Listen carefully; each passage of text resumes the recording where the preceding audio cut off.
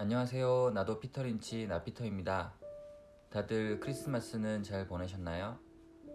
갑자기 한파가 오는 바람에 날이 너무 추워서 밖에 돌아다니기가 너무 힘들었던 것 같습니다.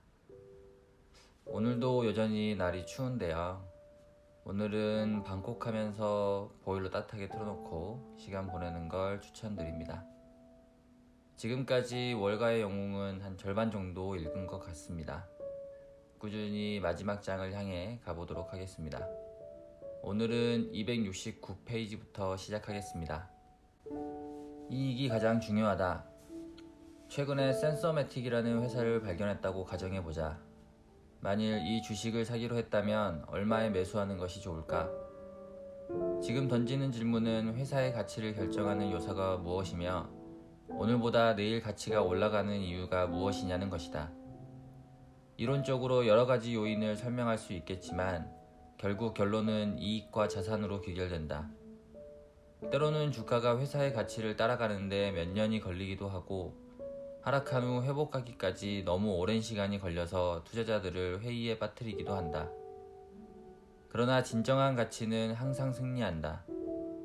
적어도 승리하는 경우가 아주 많으므로 이 말은 믿어도 좋다. 이익과 자산을 조금 다르게 생각해 볼 수도 있다. 내가 주식이라면 내가 올리는 이익과 내가 보유하는 자산에 따라 사람들이 지급하려는 금액이 달라진다. GM을 평가하는 것처럼 나 자신을 평가해 보면 실제로 주식을 조사하기에 앞서 유익한 연습이 된다. 그 과정에서 주식에 대한 조사 요령을 배울 수 있다. 이제 본격적으로 나의 가치를 앞에서 살펴본 6가지 주식 유형으로 분류해보자. 급여가 낮고 급여 인상폭도 적은 안전한 직업에 종사하는 사람들은 저성장주에 속한다. 기업의 중간 관리자처럼 급여가 높으면서 정기적으로 인상되는 사람은 대형 우량주에 속한다. 농부, 호텔 및 휴양지 시설의 종업원, 하이알라이 선수, 여름 캠프 운영자, 크리스마스 트리 매장 운영자 등 단기간에 집중적으로 번 돈으로 그보다 오랜 시간 빠듯하게 생활을 영위하는 사람들은 경기순환주라고 할 수 있다. 건달, 신탁자금 수익자, 대지주, 미식가 등 가족 재산으로 생활하면서 특별한 직업에 종사하지 않는 사람들은 금광주나 철도주 같은 자산주에 속한다. 불량배, 불황자, 빈털터리, 파산자, 해고노동자, 실업자 등은 노동할 체력과 의지가 남아있는 한 모두 잠재적 회생주다. 배우, 발명가, 부동산 개발업자, 소기업 경영자, 운동선수, 음악가 등은 모두 잠재적 고성장주다. 고성장주에 속하는 사람들은 대형 우량주에 속하는 사람들보다 실패율이 높지만 성공하는 경우에는 하룻밤 사이에 수입이 10배, 20배, 심지어 100배까지 늘어날 수 있다. 기업으로 치자면 타코벨이나 스토밴드숍과 같은 사람들이다.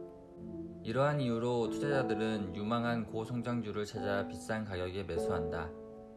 지금 당장 이익이 없거나 주가에 비해 이익 수준이 하찮아 보이더라도 장래를 믿는 것이다. 어느 차트를 보더라도 이익선이 주가선과 함께 표시된다는 점에서 이익이 얼마나 중요한지 알 수 있다. 기업이 무엇을 어떻게 하든 결국 주식의 운명을 결정하는 것은 이익이다. 또한 매시간 장세를 주시하며 돈을 거는 투자자들도 있지만 장기적인 시장에서 흐름을 주도하는 것 역시 이익이다. 유명한 주가 수익 비율. 이익성과 마찬가지로 주가 수익 비율도 회사의 수익 잠재력에 대비하여 주가의 적절성이나 과대평가 또는 과소평가 여부를 판단하는 데 유용한 척도다. 주가 수익 비율은 투자자의 초기 투자 금액을 회사가 다시 벌어들이는 데 걸리는 횟수로 생각할 수도 있다. 물론 회사의 이익은 매년 일정하다고 가정한다.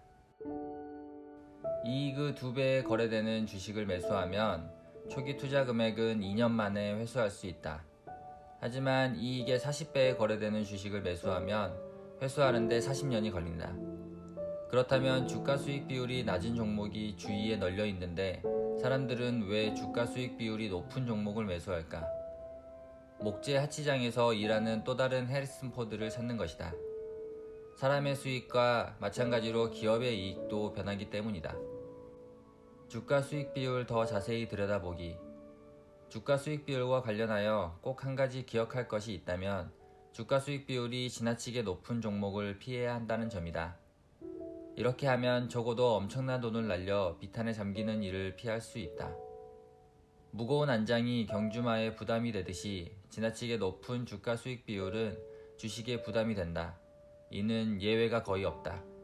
주가 수익 비율이 높은 기업이 높은 주가를 지탱하려면 아주 높은 이익 증가율을 유지해야 한다.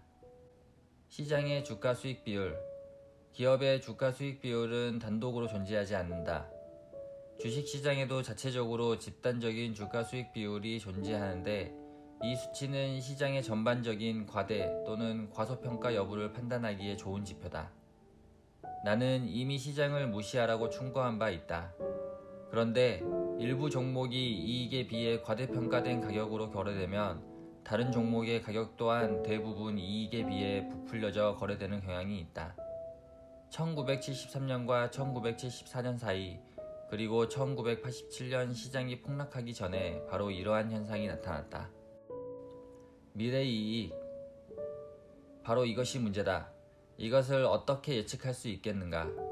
최선의 방법은 경험에 비추어 현재 이익을 바탕으로 주식이 적절하게 평가되었는지 추측하는 정도다. 이 정도만 하더라도 우리는 절대로 폴라로이드나 A본을 주가 수익 비율 40배 사지 않았을 것이며 브리스톨 마이어스, 코카콜라, 맥도날드를 비싸게 사지도 않을 것이다. 우리가 미래 이익을 예측할 수는 없어도 회사가 세운 이익 증대 계획은 알아낼 수 있다. 따라서 계획이 제대로 진행되는지 주기적으로 점검해야 한다. 회사는 기본적으로 5가지 방법에 따라 이익을 증대시킬 수 있다. 비용을 절감한다. 가격을 인상한다. 신규 시장에 진출한다. 기존 시장에서 매출을 늘린다. 적자 사업을 재활성화하거나 중단 혹은 매각한다. 이것이 우리가 회사에 대해서 조사할 요소다. 만일 우리에게 강점이 있다면 그 강점이 가장 요긴한 분야가 바로 여기다. 오늘은 288페이지까지 읽어보았습니다. 마지막으로 요약 부분 보면서 마무리하겠습니다. 이상 나도 피터 린치 나피터였습니다. 감사합니다.